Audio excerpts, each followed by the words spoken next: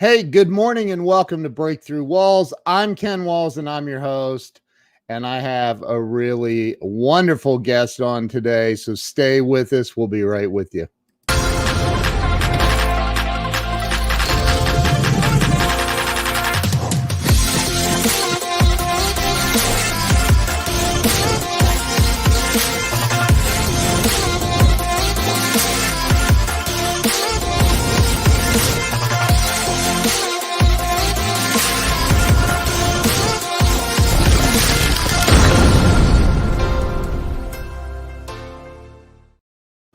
And we are back. I want to welcome my guest, Kelly Williams. Hey, I can't even believe you pronounced it correctly. That's awesome. That's an inside joke. It's Kelly Williams, but I always ask my guests, am I saying your name right, Kelly Williams? And she's like, yep, it's just like it looks. And I go, well, it could be Kelly. She said that. So there we go. We have exactly. Kelly. That's your new nickname. Everybody's going to start calling you Kelly. Oh yeah, I'm really liking that. Well, Kelly, welcome to the show. I'm glad to have you here. Thank you. I can't wait to hear your story. And I can't wait to hear my story. I know. It's going to be fun. So, I started this 2.5 years ago. And I literally started it. What's up, John Dawson? There's John Dawson. That dude right there has 500,000 followers on TikTok. Nice, John. Yeah. Awesome. Yeah. You want him to shout you out on TikTok. Very cool. Yeah. There's my buddy Weldon. So this is really about your life story and how to help people have a breakthrough in life, how to get through the tough times and all of that, which I'm sure you've had to eat on easy street your whole life, but I'm kidding. My whole life. I've just sailed right through. It's amazing, really. Why are you even having me on this show? I know. So why don't we start with where you were born and raised? I am from Lake Charles, Louisiana. I'm a little Cajun girl. So you do not have the accent. No, and I was just going to say, I don't have an accent. And it's so funny because people go, what? Hey, from Canada. Nice. Yeah. I don't know why. Not in my grandmother on my mother's side was literally from France. Her family was from France. So it's really crazy. And they settled in Louisiana. And so we are Cajun French, literally. But no, none of some of my family who lives there, they kind of have maybe a little bit of, Cajun accent, but I never did. I don't know why. And you were born and raised there. Born and raised. That's where my buddy Grant Cardone is from Lake Charles. Yeah. And my cousins actually went to LaGrange High School with Grant and knew him really? and his brother. Yes. Yeah. That's cool. That's awesome. Yeah. His sister Diane still lives there. And so that's pretty cool. So, cool. And Lake Charles is did they get hit by another hurricane recently? They did. And it was not quite as bad as Laura, but I'll tell you, they did get flooding in certain areas and some water damage. And, it's just been heartbreaking for us because we have lots of family. And of course, some of my best friends still live there. And so it has been a lot on them. So, we're just asking everybody to really keep them in their prayers because there were people that had just gotten tarps put on from Laura when all the rain. Oh yeah. Tarps on their house. Oh yeah. Or businesses. Some people had just gotten where they had ripped out stuff and there were huge holes in the ceilings and, not even being able to cover them up yet. So. Wow. Yeah. We have people from all over the world. There's my buddy Olin Martin he's from Ohio, but he works for He's a secret agent. I'm Uh-oh. kidding. I don't know what he does. He works for the government, and he's in Amman, Jordan. That's all I know. Wow. Hi. Yeah. That's And awesome. we have somebody from Uganda. Wow. Yeah, all over the world. And This my is buddy very Rick cool. up in Canada, eh? Hey, So, Rick. Yeah. Yeah. Hey. So you were born and raised in Lake Charles, Louisiana. Yeah. You know, I got to tell you, I have another buddy that he said, Olin said I was. So I have another buddy from Lake Charles by the name of Damien Boudreau, and I talked to Boudreau, right? That's his Louisiana. It's either there or Paris. Right. So Damien, I was talking to him the other day, and we were talking about. I went from Austin, Texas, over to the New Orleans. Yeah. And I drove through. Yeah, I drove through Lake Charles. Yes. And I remember that giant bridge. There's a bridge that like goes straight up and out. I was like, you got to be kidding me. Yeah, it's the I-10 bridge. Yes. And he said that it's out right now or something. It is out. Yeah, you have to take 210 around. It's that? still out. It's crazy. Yeah. It's the craziest bridge I've ever seen. I've never, that was insane. It's insane. It's like straight up this giant bridge. It was insane. You know how that happened? They were actually trying to put a roller coaster in over the water. It didn't work out, so they made it. Yeah, I believe it. Somebody's like, you know what? This roller coaster ain't gonna work out. Let's just make a bridge. Let's just close it up and put it on. It was crazy. So you grew up there. Did you go to college? Well, first, did you graduate high school? Barb High School. I'm a Barb Buck. Yes. I loved school. I'm one of those weird people probably who grew up loving school.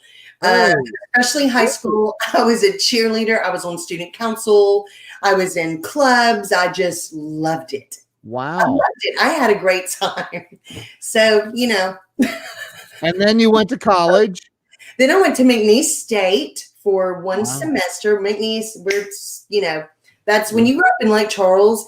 McNeese is you never outgrow McNeese. There you go. It's just that going to a McNeese, McNeese is going home to me. But went to McNeese State for one semester, and my dad actually moved.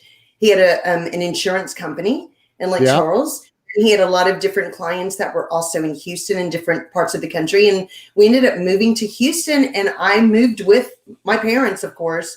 And I went to U of H, University of Houston, and I was a Cougar doll there. Yay. Go Cougar. Wow. Yeah. So it was really, really fun. Really, really fun. That was in the 80s when Phi Slama Jamma, the football teams were good. We went to the Cotton Bowl my first year there in 84. I mean, it was just the best. My dad lived in Houston for many years. And I ended up at 16 years old. So it was 1984. I lived in Houston for 30 days for about a month, maybe a little more. Yeah. It was Houston, South Houston, Pasadena. I don't remember, but have to get down Dina. Yeah. I remember like I went to, he took me to Gillies when it was still there. And how fun. Yeah. I sat on the bowl. I didn't ride the bowl, but I sat on the bowl. Did you get a photo on it though? I don't remember. I don't know. That's yeah. And now it's gone. It burned down. I heard. That's really sad. That was a pretty awesome landmark, Yeah. Yeah. Houston, I'll tell you, one of the things that I remember about Houston is the architecture of the buildings downtown was just gorgeous. It was gorgeous, beautiful, absolutely amazing. Beautiful. Yeah, yeah, it's amazing. I mean, Houston, it's just so pretty, and the skyline is literally one of the prettiest. Yeah, it's gorgeous. I haven't, really compared it to that many, but It's a beautiful skyline for Dallas sure. has a great skyline. So tell me so you went to the University of Houston? Is that what it's called? Or Yes. Houston University? University of Houston. Okay. The Cougars. So you went to University of Houston. What did you major in? I actually was a psychology major. Okay, cool. But I had started off a graphics design major. One of my uncles in Lake Charles, one of my favorite, really, all my uncles were my favorite, but he was very special to me. I was an artist. It was a very kind of famous artist in Lake Charles. And when Bob Hope had his birthday celebration in Lake Charles, my uncle was asked to design his birthday card. Why did Bob Hope have his birthday celebration in Lake Charles? I don't know. He came in for some big event, and it ended up being one of his birthdays. Wow. And it was this huge deal. And so I'll just always remember that, how cool that was, that my uncle was asked to design the birthday card for Bob Hope from the city. So, wow. It was really cool. And so I grew up kind of in art, doing all that, loved it. But when I got to U of H, I really thought, I think I want to be a counselor and help people. I really did. And I thought, I think that's what I want to do. Well, oh my goodness, took psychology, did very well in my classes. Got to my junior year of psychology, had already started taking some senior classes in it. And I was in an abnormal psychology class. And I literally remember this so well because we were talking about experiments and how when you go into clinical psychology or, something like that, you actually, good morning, Birgit. You actually have to do experiments on people and have these things. And I remember thinking, I don't think I can do that. I can't sit there and lie to somebody and say, if you take this medicine for your child, and then while you're doing another experiment for another child who's not taking the medicine, but you're saying he's taking the medicine, and see which one does better, just those kind of things. I kind of felt like it was going against what I felt like I could do morally. Not that clinical psychologists do anything immoral. It was just that I don't think I could be in something where, hi, good morning, where I could mislead somebody for the purpose of science, I guess. So I got out of it. I literally, there were other things going on in my life. I ended up breaking my foot dancing. My sister was going through a tough time. I literally just took a break from school, and really did not know what I wanted to do, honestly. And I kind of felt lost. And so, I thought I don't think psychology is for me. I think I get too emotionally involved, and I'm just kind of made that way. And you were what, 19, 18, 20? Yeah, 18, 19 years old. And I was always young because my birthday's in November. So I was really 17 when I started college. I mean, very young, because in Lake Charles, you could drive when you were 15. Wow. We had everything was very young. It was really kind of funny. And so, but I just kind of felt lost, and I thought, I really don't know what I want to do. And I don't think I want to do this. And so I just told my parents, and they were always very supportive of me and very understanding. And I just took, kind of a leave of absence from school, and then started working different jobs, kind of really trying to figure out what I wanted to do, and ended up doing freelance artwork on the side, and was making money. And I thought, okay, maybe it was a mistake to minor in art. Maybe this really needs to be my major. So I ended up saying, I'm going to go to art school. So then I enrolled at Art Institute of Houston. Wow. So, yeah, how long did you go? So you weren't at the University of Houston very long. 3 years. Oh, you were there. Graduate. Yeah, I was there 3 years from 84 to 87. And literally some of the best times of my entire life. Being a Cougar doll, I was a Sigma Chi little sister. I was just, involved in stuff on campus. I just made a lot of friends. It was, still some of my best friends, but one of the best, times of my life, honestly, meeting some of those amazing, talented, wonderful people, but I think I was probably one of those people that should have gone to junior college first.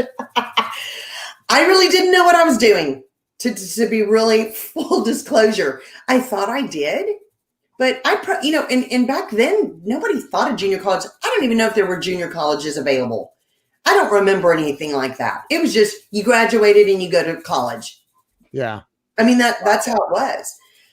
So what year did you graduate from high school? I think my buddy Damien Boudreau, who's from what year did you graduate from? 1983. High school? From high school, Barb High School. Barb High School. Yeah. In 83. 83. Well, and then you ended up right after high school, you moved to Houston. Yes. Hey, Joe. Joe's out in the great Soviet state of California. I'm so sorry. so's my buddy Charles Coachman. They're both out there. So you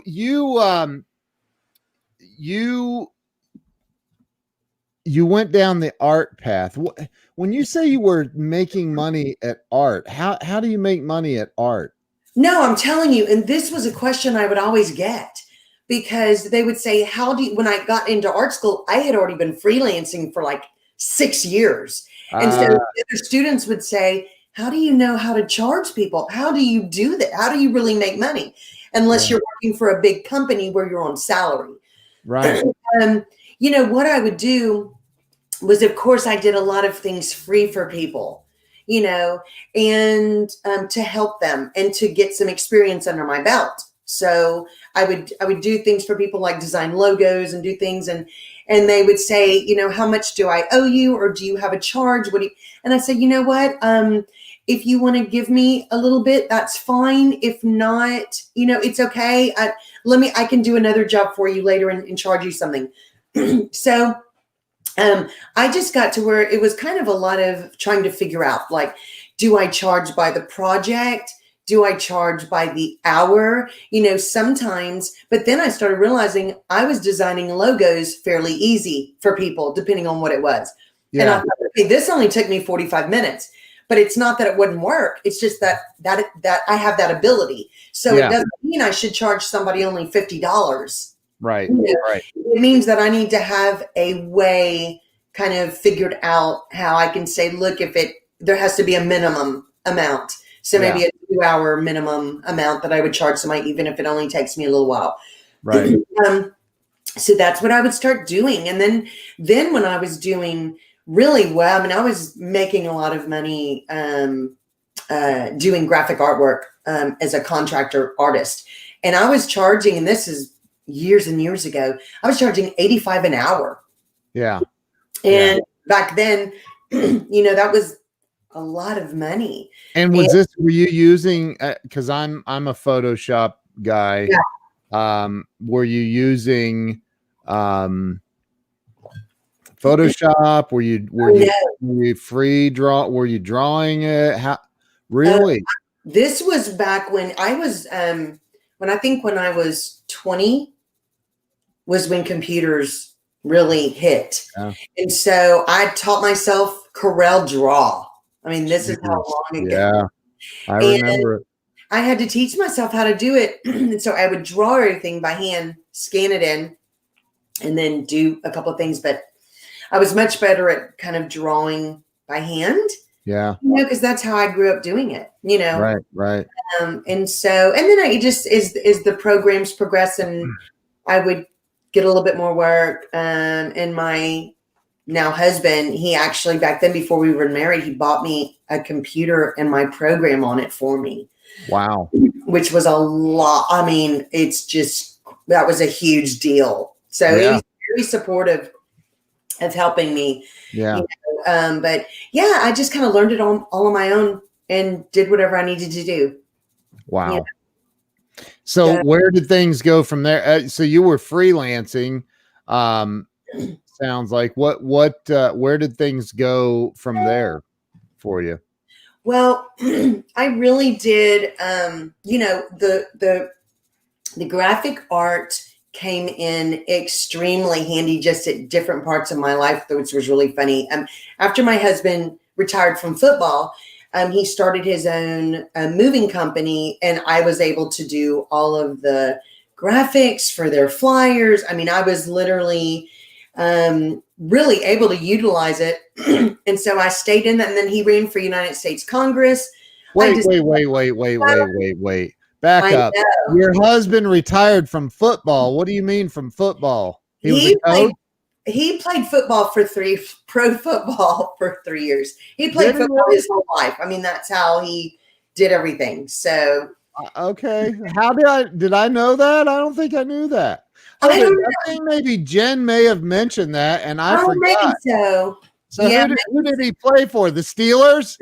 No, I'm sorry. Oh, no. The Houston Oilers. Yeah, I figured. Yeah, and then when he was, and then he also played arena football when it had just started. It was awesome. Yeah, so, which he said was even harder. It was kind of arena football. It looks harder. Rough. Yeah, it's rough. Yeah, they don't care if you're a quarterback. They'll hit you. There's my buddy. Hey, Damien. He's from Lake Charles. Awesome. From the LC. So, yeah, Damien, what high school did you go to? Tell us. Yeah, what high school did you go to, Damien? He's friends with Grant Cardone. He knows Grant too. Awesome. Well, that's what Lake Charles is famous for now, right? Grant Cardone's from there. Yeah, that's how you just tell people I'm from Lake Charles, Grant Cardone's home. I'm just kidding. So your husband played football in the NFL. I know several people that played in the NFL. So there you go, St. Louis 80. Oh my gosh, go Saints! Awesome. 80. Oh, I'm sure you know. I'm sure I know people he graduated with. I just got to think. That's awesome. It was Barb, LaGrange, and St. Louis were the three big main schools there. Wow. Yeah. Wow. And you know, I always pictured Lake Charles as this tiny little town. It's not a tiny little town. It's good. No, but you know what, Ken? It used to be where families knew everybody. I mean, it's very different. When the casinos came in, it changed the whole dimension, literally, of Lake Charles. It was not the same. Now it's still absolutely gorgeous.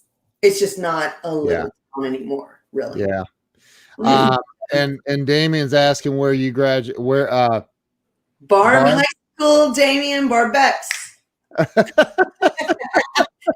Oh, it was just always so much fun. Oh my gosh, really, growing up there was awesome. That's awesome.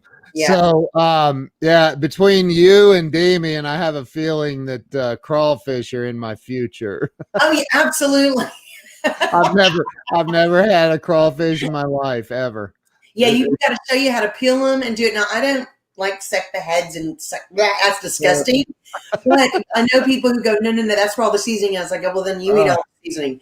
I just like the crawfish. But we have crawfish boils. My husband is a phenomenal crawfish boiler. It's amazing. So you're going to have to come.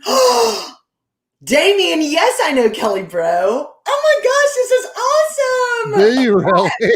Very cool. Yes, I absolutely know Kelly. So cool. She graduated at 1 or 2 years older than me. Wow. It's really fun. But my husband makes crawfish. It's awesome. You're going to have to come over and have one of our crawfish bowls, and then we're going to have to show you how to eat it. And then we literally freeze the rest that we don't eat. It goes in omelets, gumbo. What? Oh my gosh, it's so good. See, y'all are going to think I'm some kind of a sissy or something. I am not sucking the head out of a dang crawfish ever in my life. I appreciate that y'all wouldn't do that. Okay, so your husband played football. Mm-hmm. Then he played arena football. Arena football does look the end zone. There's no no room for error. It seems. No, I'm going to tell you, that's where he had got his career-ending injury from arena football with his Wow. knee. I kid you not. It wasn't in the NFL. It was in the arena league. And Wow. so it's brutal. I got to go to Cincinnati and see one of his his last game. He calls me his lucky charm because that's where I hurt his knee.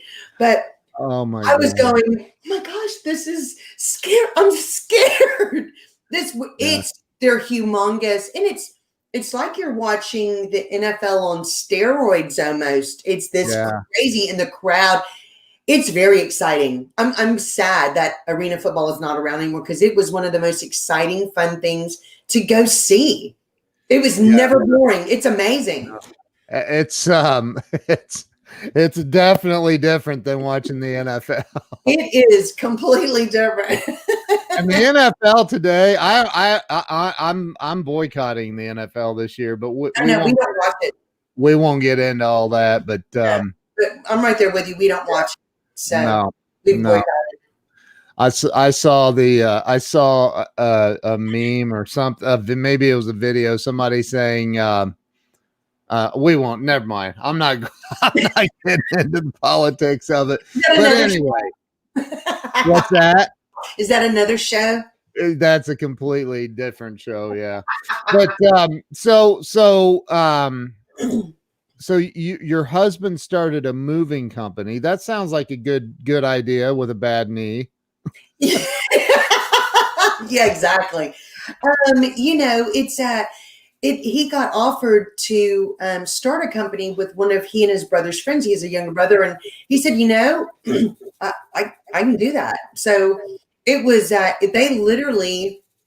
was called PBS Moving and Storage, and his company within the first year was literally chosen one of the top service industry companies or something like that, because they were nice to meet you too, Damien.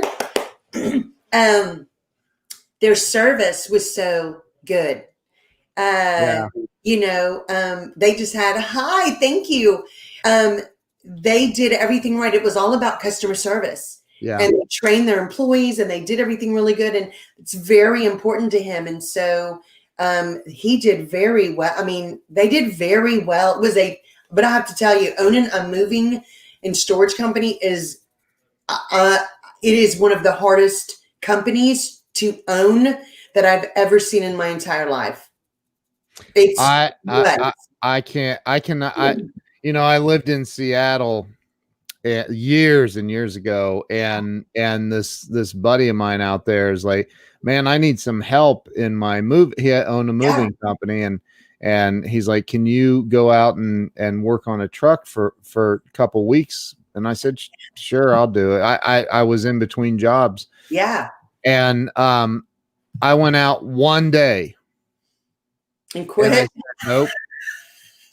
What happened? I said, in fact, you don't even have to pay me, bro. Keep the money, invest it in somebody else. I am never doing that again. Oh, yeah. I think I slept for 6 weeks after that. I'm telling you. It's brutal. It is brutal. And talk about being just not even the worker, because he did all the moves by himself, he and his brother, before they even hired people. So he knew from the bottom ground up, he did everything. But this was the tough part. Then they started investing in 18-wheelers. They would go all over the country and move. Oh my! Oh yeah. Gosh. Well, think about getting calls at 3 a.m. Somebody's stuck in Indiana in your $200,000 18-wheeler. Wow! And now they can't find the driver. Now it's horror. I'm telling you. Oh my gosh! There's things that, and I don't remember exactly how that happened, but there was always. It's a tough business to own. So I do admire companies who've stayed in business a long time. Because that's tough. And people that don't tip movers, shame on you. I mean, those guys, it is brutally hard work. And so hard. It really is. I honestly, I've never had a harder job in my life. I did, like I said, I lasted one day. Oh yeah. And we did 4 moves that day. It was insane. And a Oh yeah. piano. Like, Oh, what I the was heck? going to say the piano, but couches, pianos, but things that people have no clue. These old, wall hanging. I mean, that you have to do all of that, and It's insane. it is crazy. And I never understand people who don't tip their movers. I just don't. I don't think they understand how hard these people work. Oh, they don't. They Incredible. really don't. Yeah. But so okay, so so you started doing some graphic design work for your husband's company. Yeah. So how did things go from there? Well, I mean, I was able to, we had 2 small children pretty quickly because we were both ready to have children once we got married. So they were 3 years apart. And so I was able to stay home most of their, childhood, thank goodness. And it was wonderful because my husband had his own company and I was doing artwork. And so it really was a huge blessing to me and our family I got some pretty big jobs sometimes, and it was wonderful.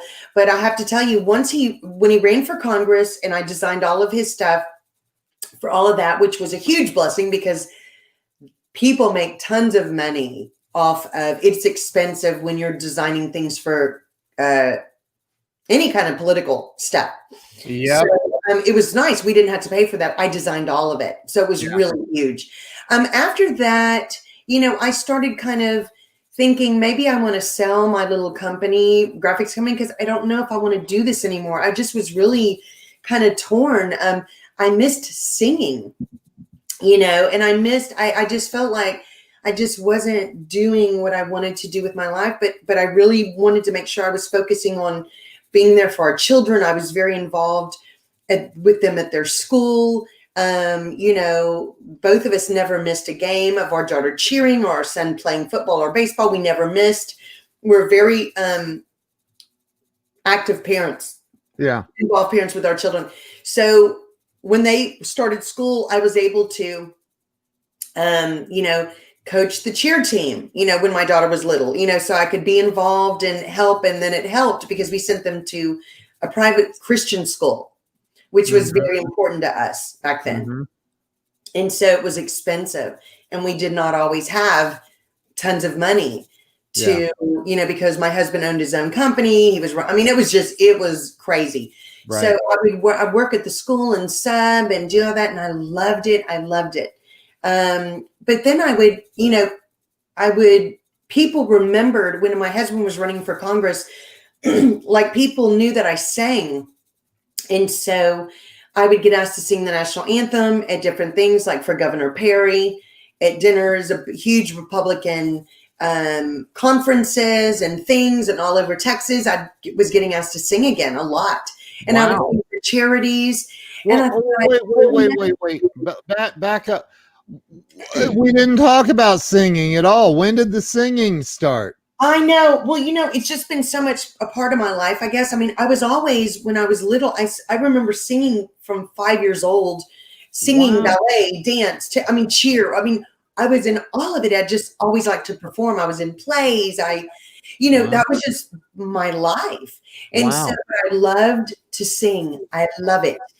And the thing is that I would, out of college, when I wasn't even thinking about this, I had dated one of the football players at U of H a little bit, but we were really more good friends, but we'd gone out a little bit.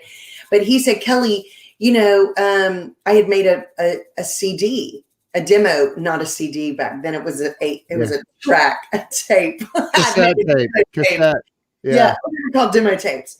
Right. And so he listened to it. He said, "Look, you're amazing." He goes, I'm gonna introduce you to my agent." And I said, "Oh my gosh, that's awesome. Thank you." And so he introduced me. The agent called me and goes, "Okay, look, you're really good and you're really pretty." He said, let's have a meeting. I would really like to sign you.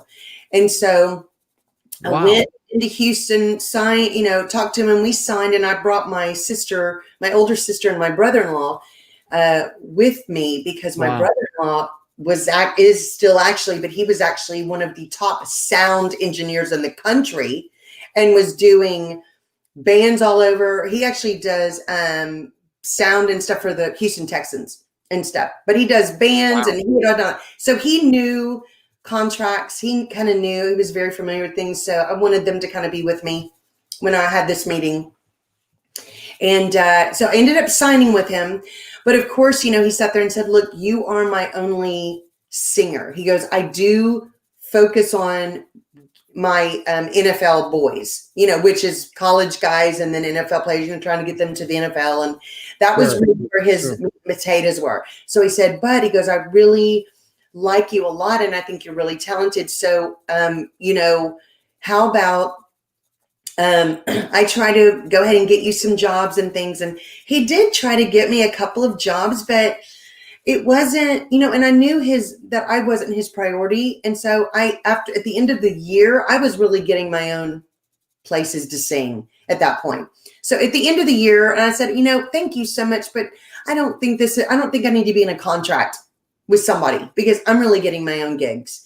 Right. And so he told me, he said, look, I have some contacts in Nashville that I really want to send your tape to. And I said, that would be great. So literally like the next week, I got a phone call and said, Kelly, I don't remember the guy's name. And I can't remember the name of the recording studio. But he called me, we met for coffee. And he said, I really would like you to consider coming to Nashville and recording a demo, and then we want to put you on tour with the band for a year. Wow. Yeah.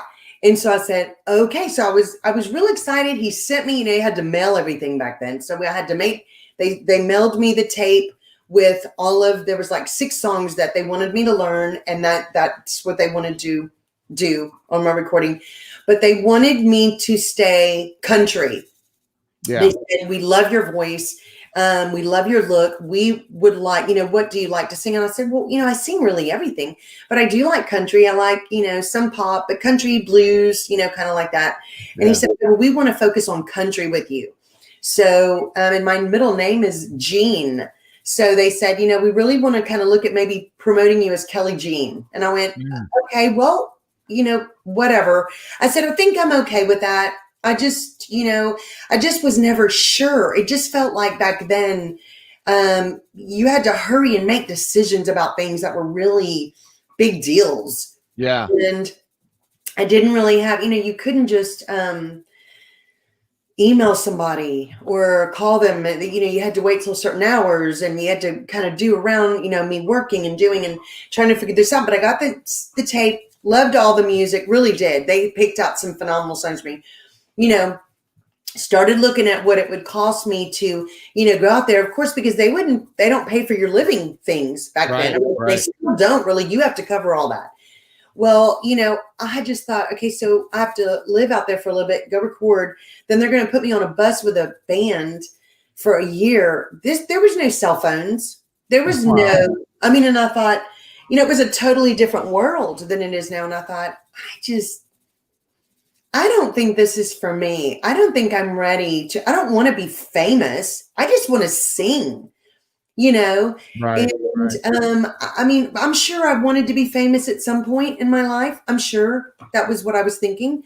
But honestly, the older I got, I thought at that time in my life, I thought, you know, I would love to go to Nashville. This is a really huge opportunity for me, but I don't think I want to go on tour for a year where somebody has total control over what I'm doing and where I'm performing. And, you know, I didn't even really drink back then. I mean, I never even had alcohol till I was like 22 years old or 20. So going and playing in bars and places, you know, where you all have to play. Yeah. I didn't feel like it was right for me. And I just told them, I said, I really appreciate this opportunity. I just don't think the timing's right for me. And I think I'm going to go ahead and go back to school, you know, and that's when I decided to go to Art Institute of Houston. So I kind of missed a little bit of a segment there. That's when I started. So you, wow. So and you were young then. I mean, I was young. I was about 21, maybe. wow. Yeah. Wow. No, maybe a little older, maybe like 22, 23. Yeah. I had been out of school a little while and working, Yeah. you know. Wow. So, but it was, I have people when I get interviewed for different things with people, they almost all will say, "Do you have any regrets about not going to Nashville?" And I said, "I have none right now at this time in my life. I probably maybe wouldn't have married my husband, wouldn't have had our children. Who knows where I would be? I don't know. That lifestyle is not attractive to me, honestly. I just want to be happy and I want to sing when I'm upset, So, fast forward, you're starting to, and I'm trying to picture about what age, but I guess it doesn't matter. So you had kids, your husband had the business going. Were you working in the business with him? The moving business? Yeah. When he first started, I was actually helping to pack people's houses and boxes and all kind of thing. I mean, it was a family. Yeah. Deal, it was a family thing. So, and you're doing the graphics. Yeah. Yeah. Wow. So that's what you. Where did singing come back on the scene then? That is a really good question, because when once our daughter's 26 now, our son is 23, and once they both graduated college and kind of started, well, really a little bit before my son graduated college, we were in the car one day and he said, "Mom," and I was singing with the radio song, and he goes, "Mom, why aren't you singing somewhere? Why are you not doing this?" And I said, "That's what your daddy asks me all the time." And I said, "Yeah, I don't know if I've been a little scared, because I'm older now, or I just don't know where I would sing. I don't know how to start it back up again. I don't have a band. I don't have, any of that." And this was about 3 to 4 years ago. And so what I did, I thought, you know what? I'm gonna just start singing. So what I did was I would find places where I lived that had patios, and I would call them and I'd say, "Hi, I'm Kelly Williams, and I sing. And I see you have a patio. If you would let me come sing for 2 hours for tips only, no charge to you, I will bring people in and we can see how it goes. And then if you want to hire me, we can talk about it." They'd say, "Absolutely." And they're thinking, "Are you kidding? Of course, this is great." Wow. So I literally started booking a couple of places saying, "I'll sing for tips only," and to get my name out there. Yeah. And pretty soon I had a pretty good following of people, family and friends that would come over. I'd have people come in from Lake Charles, from different parts of Houston area down to the Clear Lake area. I mean, they would just start coming, and I just started. People started calling me and saying, "Hey, I just referred you to. I heard you sing over here, and I think you're perfect for this place. Or we're having an event, and we want to look at hiring you." Wow. So it was awesome. And it was so much fun because it was me, because I sing literally from 70s, 80s, blues, pop, country, all of it. I sing all kind of Frankie Valli, Linda Ronstadt. I like the whole gamut. So I just started because I didn't know many musicians down here. And for them people were ready to hire me like within a week or two. So learning a whole gamut of music, you honestly can't do that. So my husband and I, what we did was I invested in the pre-recorded music that I had sung with sometimes for some events. And I just started buying. And this is when they were not cheap to buy. Yeah. And that's only 4 years ago. I mean, the whole thing is different now.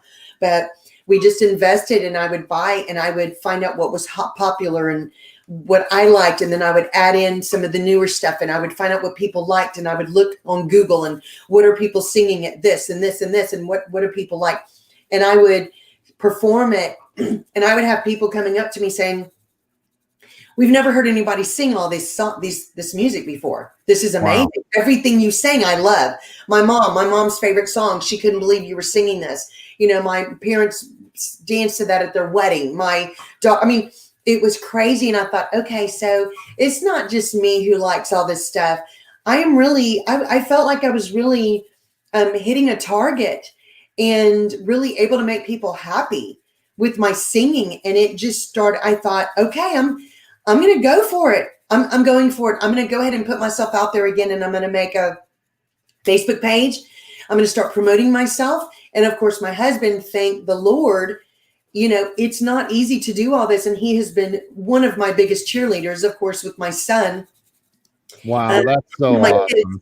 And they're just, you know, I mean, my husband comes with me to almost every performance, sets up the equipment. You know, we've got friends that, I mean, it's just been wonderful, but it's a lot of work, but it makes me really happy and I love it. And I'll tell you, 2 years ago, I was voted 2018, 2019. I was actually voted best female vocalist in the Bay Area. Wow. I know. So huge blessing. I mean, huge. That was huge for me because I would see these people winning it, these awards from the Bay Area Houston Magazine. I go, wow, that is awesome for them. You know, I'm thinking there'd be no way I'd ever win that. How do you even get that? You know, I was just thinking this is awesome. And then I won. And I'll tell you, it was pretty awesome. It's not a Grammy, but I'll tell you, sometimes it feels just as good to know you're appreciated and that people enjoy what you're doing. That is so awesome. So how long ago was it that you decided to start singing again? Like 4.5 years ago. Wow. Good for you. Yeah. Thank you. And, you know, I'll tell you, I know you've interviewed some people that say it is late. Too late. Say what? They say that it is too late sometimes for things. Yeah. But I'll tell you, I am here to tell people it's never too late to be happy and do something that makes you happy. I'm living proof of it. You know, I'm literally almost 55 and like on election day. Wow. So it's you know, and I always wanted to teach my children, don't ever worry about whatever anybody says. You can do what you want. You work hard and you go for things. It doesn't matter what people tell you that you can or can't do. Doesn't matter. Age doesn't matter. Never matters. You know? Well, now I want to hear you sing. Is there a video on your page, or you want to you want to start belting out some tunes for us? I mean, I will if you want me to. Of course I want you to. Do you need music, or do you sing? Can you sing without it? I'm looking at your Kelly Williams Show Facebook page right now. And there's also Kelly Williams Singer, which is where I promote my shows and performances and stuff like that. But I love it. I love it. Kelly Williams Singer. It's oh, look at that. Yeah. I didn't even know it existed, and I am liking the page. That is awesome. Thank you. I was hugely humbled and honored. I can't even tell you, really. It's I could share and play something from here if you want. Nice. Or you can sing. Yeah, let me look. Okay, ready? It's not gonna be a whole song. Let's do it. Let's see. At last,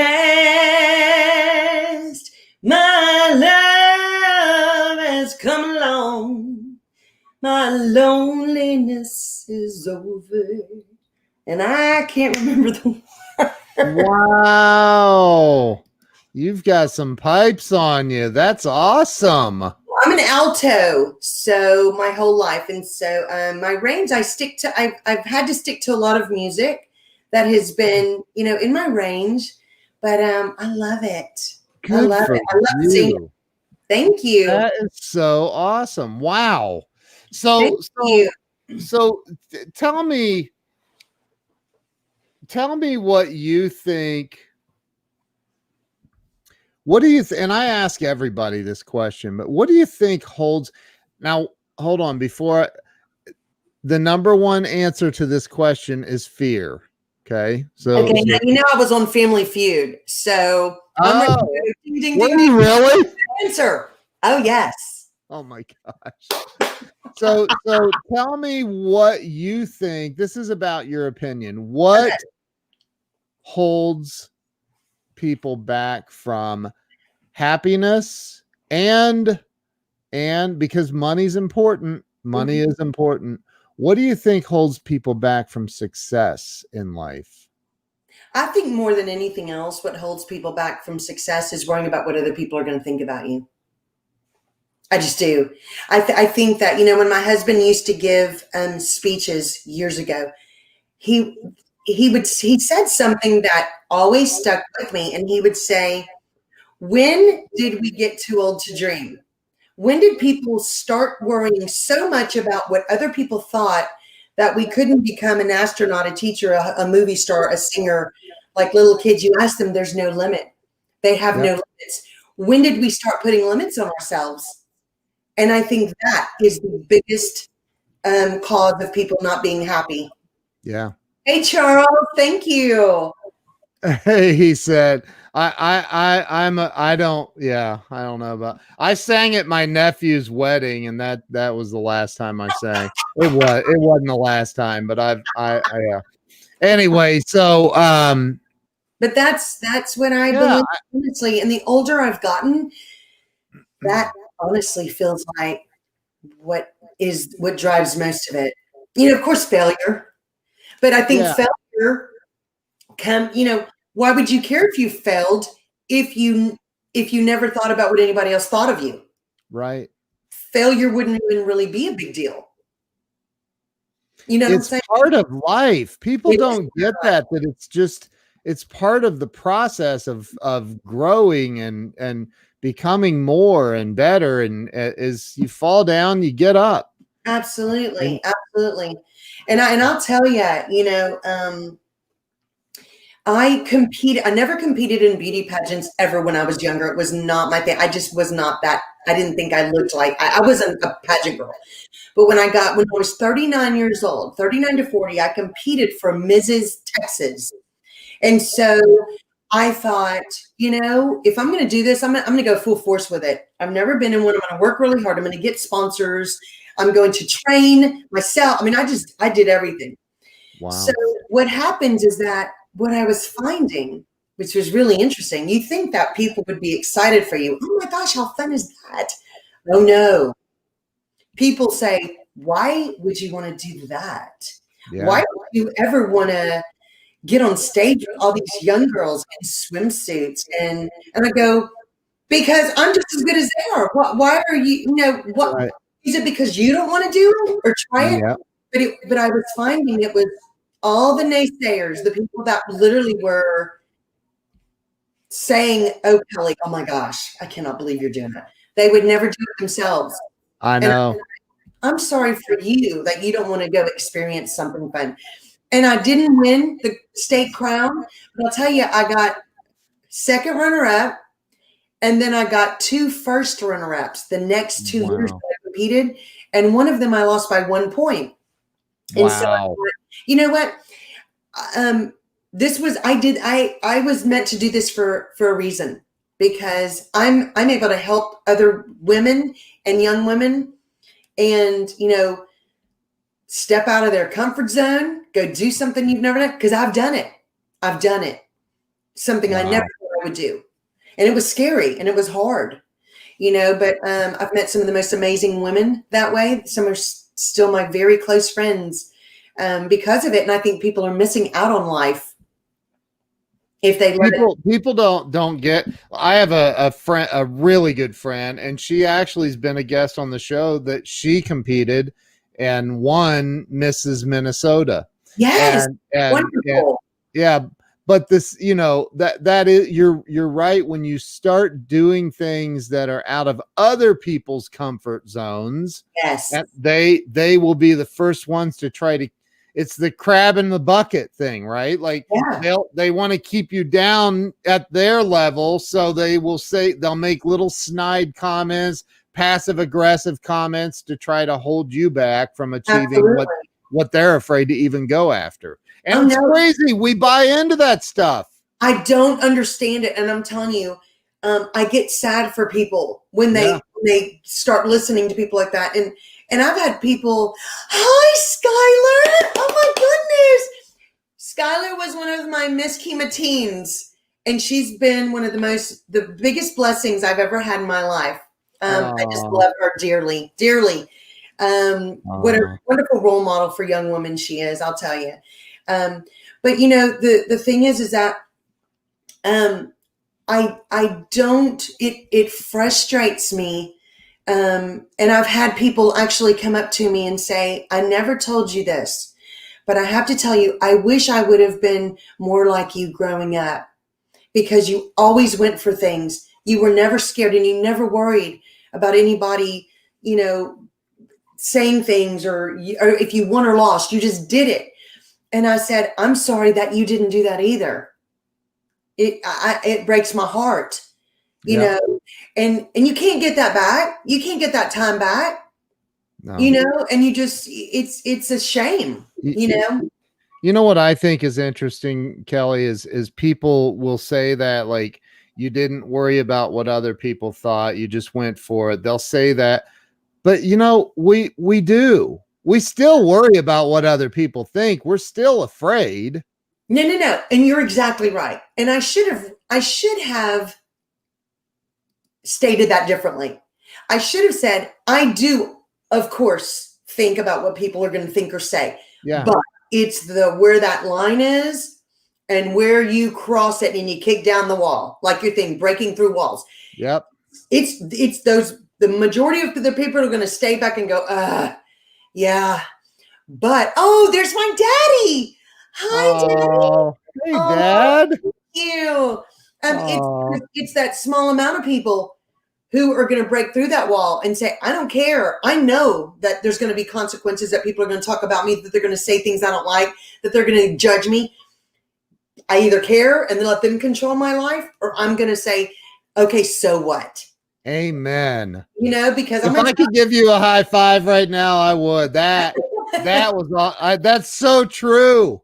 Yeah. That has to be the number one fear, or the number one thing that holds you back in life, is worrying about what everybody else thinks. Yeah, no, it's true. And it's heartbreaking, you know, and you watch some of these shows where these women, and it's mainly men do it too. Men do it probably more than we even know, but women have a horrible habit of doing it. And they'll say, you cannot wear on a show. Oh no, you don't wear that. So-and-so said that looks horrible on you, and that's colors out, and okay, I can't do that. I'm going, how do you live like that? Right. How do you live with somebody controlling you? You know? Wow. That's terrible. It's horrible. Yeah, I've never had a dude say that to me. I'd probably punch him if he did. Exactly. I just go, I don't care. Like, hey, I can't wear this. How are you going to wear that black eye? I love it. Absolutely. Absolutely. But no, so true, Ken. Yeah. You know? Well, you are a gift and a blessing to this world. I just love your energy. You're just, you're filled with amazing energy. I love it. Thank you. Well, I am so hugely honored to be on your show today. I can't even tell you. I'm honored that you're here. So tell me, where's the best place for people to follow you on social media? Yeah, if they're going to follow my singing, it would be Kelly Williams Singer. And then, of course, I have the Kelly Williams Show with all my interviews and things, which you're going to be on. Oh, did we talk about that? Yes, we did. And I think I have a date already. Oh, that's right. Okay, that's right. Yeah. I Sorry. can't. So those are the two main ones Yeah. that where people can follow me. So thank you for that. Yeah, I think everybody watching right now should be following Kelly. I didn't even know that you had the singer page, which I just liked, and I'm now following. So Thank now are you. your singing gigs, we'll call them, are they primarily in just the Houston area?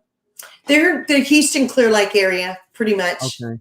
So if Trump wanted you to come and sing at his next inauguration, Oh, I'm available. No worries there. I'll make time. yeah, I'll make time. Oh, well, you are amazing. Thank you so much. I really appreciate you being on today. And if there's anything I can ever do for you, you let me know. And everybody go follow Kelly on Kelly Williams Singer. And the other one is Kelly Williams. The Kelly Williams Show. The Kelly Williams Show. Yes. Yeah. So, all right, everybody follow Kelly. Kelly, thank you so much. Stay with me, but I'm going to end the live stream. Just don't hang up on me, though, okay? Okay, awesome. Thank you, right. Ken. Thank you for everybody for watching today. Thank you so much. I appreciate you.